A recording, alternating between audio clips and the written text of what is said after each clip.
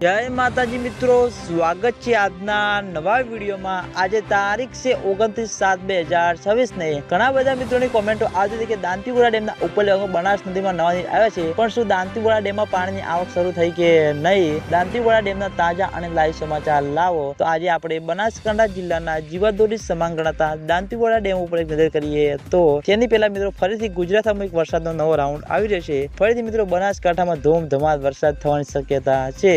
એટલે મિત્રો હવે તો મિત્રો દાંતીવાડા ડેમમાં પાણી આવે તેવી શક્યતા છે। અને હવે આપણે દાંતીવાડા ડેમ ઉપર એક નજર કરીએ તો હાલમાં દાંતીવાડા ડેમની સપાટી 570 ફૂટે છે અને દાંતીવાડા ડેમની ભયાનક સપાટી 604 ફૂટ છે।